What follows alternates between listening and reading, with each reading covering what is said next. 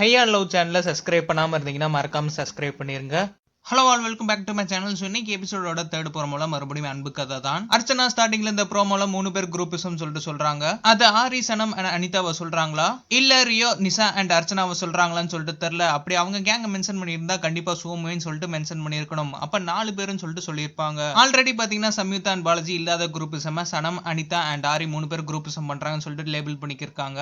And Archana நடுவுல பேசிக்கிறப்ப கமல் வீரமா எந்திரிச்சு வைய போறாருன்னு பார்த்தா அன்பு ஜெயிக்குமான்னு சொல்லிட்டு கேட்டாரு. ஆக்சுவலா கமல் அர்ச்சனாவை நக்கலா தான் அன்பு ஜெயிக்குமான்னு சொல்லிட்டு கேட்டாரு. பட் அர்ச்சனா ஜெயிக்கும்னு சொல்லிட்டு பாசிட்டிவா சொல்றாங்க. அண்ட் அடுத்த கட்டத்துல பாத்தீங்கன்னா பாலாஜி அன்பு அவசியம் தான், பட் பிக் பாஸ் வீட்டுக்குள்ள எனக்கு அன்பு தேவையில்லைன்னு சொல்லிட்டு கிளியரா சொல்லிட்டாரு. அண்ட் நெக்ஸ்ட் ரியோ பாலாஜியை கம்ப்ளைண்ட் பண்றாரு. நாமினேட் பண்ற இடத்துல மட்டும் எல்லாமே சொல்றாரு, பட் தோன்ற இடத்துல எதுவுமே சொல்ல மாட்டேன்றாருன்ட்டு. அண்ட் பாலாஜி ஃபைனலா அன்பை வந்து கேமுக்குள்ள கொண்டு வந்தாங்கன்னா நானும் பாதிக்கப்படுவேன்னு சொல்றாரு. இதுக்கு ரியாக்ட் பண்ண அர்ச்சனா மேல பார்த்து அழுகுறாங்க. கண்ணுல ஃபுல்லா தண்ணி தேங்கி நிக்குது. அர்ச்சனா அன்பு ஜெயிக்கும் சொல்லிட்டு எல்லாமே சொல்லிட்டு அண்ட் அன்பு எல்லாத்துக்கும் தரேன்னு சொல்லிட்டு ஆரி, சனம் அண்ட் அனிதாக்கு அன்பு கொடுத்து யாருமே பார்த்தது இல்ல.